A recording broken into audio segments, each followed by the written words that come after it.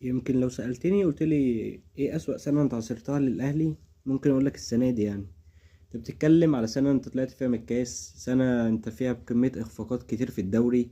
ودي حاجة كانت عكس المتوقع للأهلي. الأهلي اللي احنا كنا متعودين حتى لما بيفقد نقط بيجي في باقي الماتشات بيفوق وبيجمع نقط تاني ويرجع على القمة. انما انت حتى الفرص اللي بيجيلك انت بتضيعها عادي. يعني صباح الفل بتخسر النهارده من الجيش، وبتخسر نقط كتير في ماتشات سهلة، وبتضيع حاجات كتيرة، مرة البنك ومرة زد ومرة. انا مش فاهم الشكل ده، انا مش فاهم ايه المدرب ده. يعني انت الاولى بقى تجيب مدرب مصري، بما ان ده يعني واقف على الخط زيه زينا، ملوش شخصيه ولا ليه تاثير ولا ليه شكل ولا ليه تكتيك ولا ليه اي حاجه. هو كان لحد التوقف الدولي بتاع يناير كان ماشي بشكل كويس وشكل حلو. انما مش فاهم يعني هو في ايه بجد اللي بيحصل اللي هو بعد التوقف الدولي على طول. انا مش فاهم برضو يعني بجد. يعني انت كنت المفروض تعوض كولر، تجيب مدرب اللي هو اعلى. يعني انت ما عوضتش كولر بمدرب اعلى.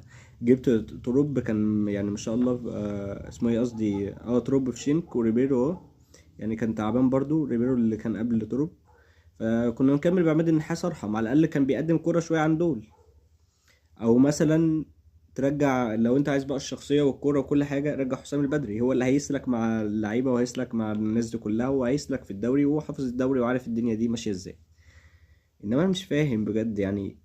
الاهلي بقى غريب، مش هو ده الاهلي. انت بقيت تشوف اللعيبه اللي هي بتتمشى. انت كنت في الدقيقه 90 دي انت ممكن كنت بتجيب اكتر من جون اصلا. يعني في ماتش قبل كده قدام انبي كنا خسرانين 1-0، رجعنا في النتيجه بجونين. يعني بجونين. طيب الذكر علي معلول يعني. بجد تحس ان الشخصية اتعدمت، تحس انك في حاجة كده متلخبطة، تحس ان يعني في فقدان شغف كده في التيم. مش فاهم بجد في ايه. كل مدى احنا نقول في امل، في امل اللعيبة تفوق، في امل اللعيبة ترجع، في امل اللعيبة ترجع تاني للكورة، تقدم كورة حلوة. مفيش كل ده في شنك يعني حرفيا. يعني حاجة تحزن عامة ان ده يبقى شكل فريقي. حاجة تحزن ان الشكل ده وانك معاك مدرب ميت بمعنى الحرف، يعني ميت ما بيقدمش حاجة ولا إضافة ولا أي حاجة. من الجمهور عمل اللي عليه النهاردة، وكل ماتش بيعمل اللي عليه. الدور الباقي بقى الإدارة تعمل اللي عليها.